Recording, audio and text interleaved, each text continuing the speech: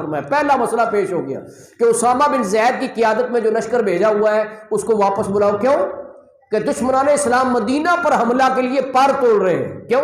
ان کا یہ خیال تھا دشمنان اسلام کا کہ عرب میں یہ دستور رہا ہے کہ جب سردار فوت ہو جاتا تھا نا تو سرداری دینے کے لیے قبیلے کے لوگ آپس میں جھگڑنا شروع ہو جاتے تھے۔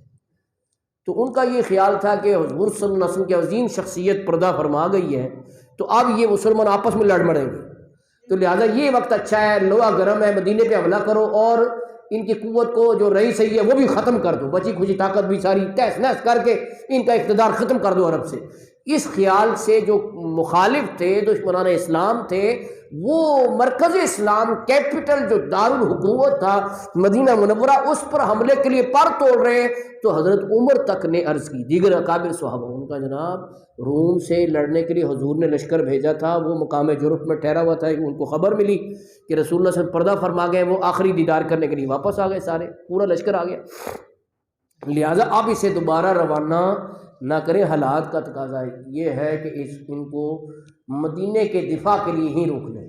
تو حضرت ابوبکر صدیق نے پتہ کیا فرمایا؟ سبحان اللہ، انہوں نے فرمایا اس باتیں تمہاری ٹھیک ہیں کہ حالات کا تقاضا کیا ہے، لیکن جس لشکر کو رسول اللہ صلی اللہ علیہ وسلم روانہ فرما چکے ہیں، ابو بکر صدیق یہ بھی نہیں کہا ابو قحافہ کے بیٹے کی یہ جرت نہیں ہے کہ اس لشکر کو واپس بلا لے۔ سبحان اللہ، سبحان اللہ۔ یہاں تک فرمایا کہ اگر مدینے کی گلیوں میں تنہائی کی وجہ سے ابو بکر کی ٹانگوں کو کتے نوچ کر لے جائیں یہ تو قبول ہے، لیکن جس لشکر کو میرے آقا نے روانہ کیا ہے اسے واپس بلانا قبول نہیں ہے۔ سبحان اللہ۔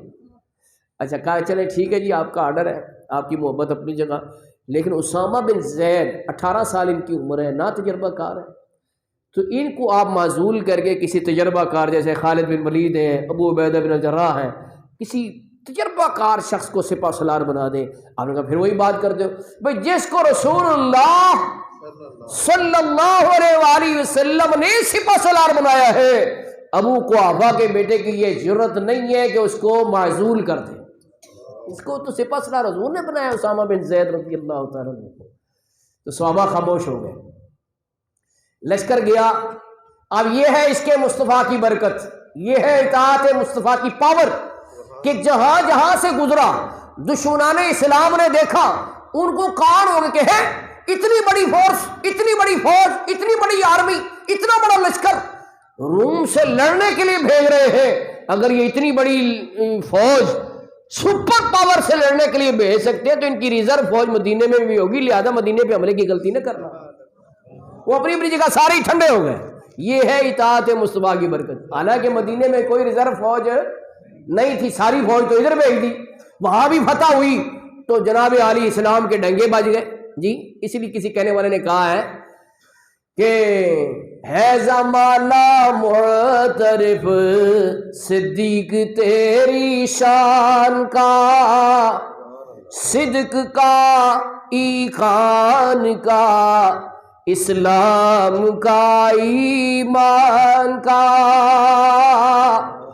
تجھ سے رونق دین نے پائی عرب میں شام میں، مقتدا ہے تو علی کا، بوذر و سلمان کا، کہ جن کے مقتدی ابو ذر غفاری، علی المرتضیٰ اور سلمان فارسی ہیں، اس مقتدا کی، اس پیشوا کی، اس امام کی شان ہے کون بیان کر سکتا ہے؟ تجھ سے رونق دین نے پائی عرب میں اور شام میں۔